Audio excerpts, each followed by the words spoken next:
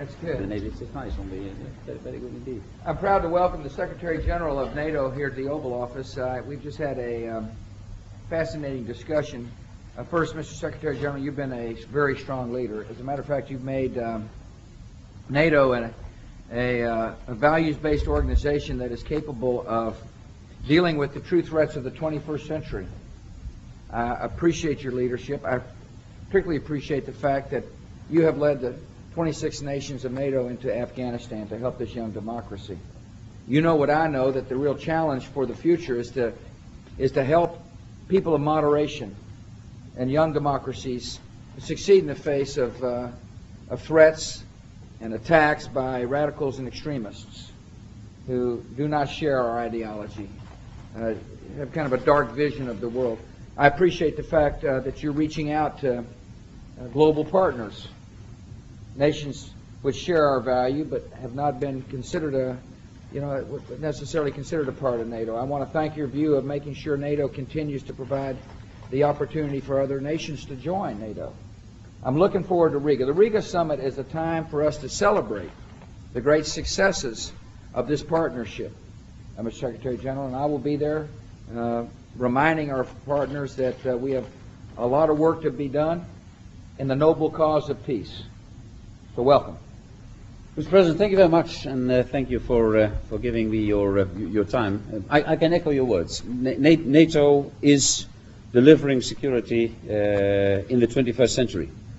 And that means defending values. And that means defending values not only in Europe, but far away from NATO's traditional area. And the case in point, of course, is Afghanistan, where there was a regime which was grossly violating human rights, no women's rights, public executions. There we are trying to assist the Afghan government to establish democracy, to establish human rights, to establish those values.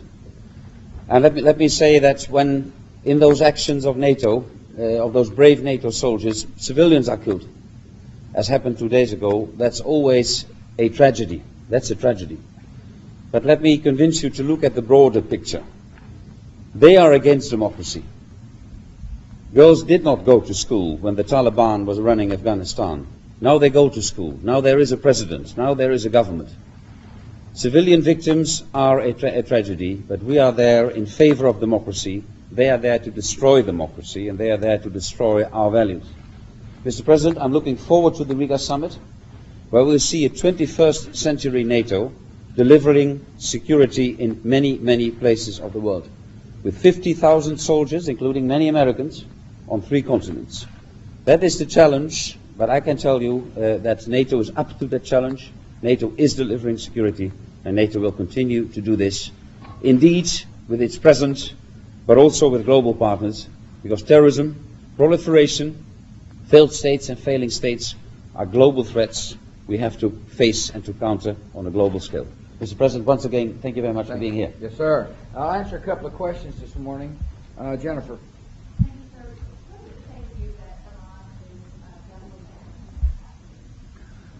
It says to me that we must double our effort to work with the international community to persuade the Iranians that there is only isolation from the world if they continue working forward on such a program. And I've read the speculation about that's what they may be doing, but whether they've doubled it or not, the idea of Iran having a nuclear weapon is unacceptable. And it's unacceptable to the United States, and it's unacceptable to the nations we're working with in the United Nations to send a common message. Karen. Sir, do you agree with the Vice President that adopting the water is a no-brainer when it comes to interrogating terrorism? This country doesn't torture. We're not going to torture. We will interrogate people we pick up off the battlefield to determine whether or not they've got information that will be helpful to protect the country. Kyle.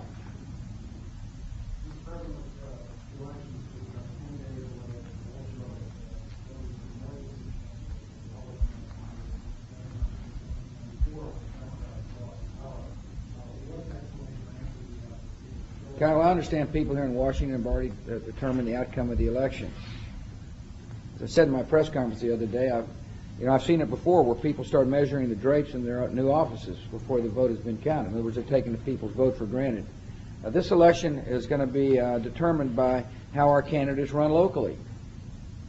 And I believe if they continue to emphasize the big issues, keeping taxes low and protecting the American people, we'll win. And so we'll see how the outcome comes. I know there's a lot of speculation here in Washington, D.C., and there's a lot of fascination about listening to these pundits and people who are giving their opinions. All I can tell you is what I see. I see enthusiasm amongst Republicans. I see candidates who are saying, vote for me, I will work to make sure America doesn't get attacked again. And I'm seeing candidates saying, I understand that if we run up your taxes like the Democrats do, it's going to hurt this economy. And so we'll keep your taxes low. Thank you all very much.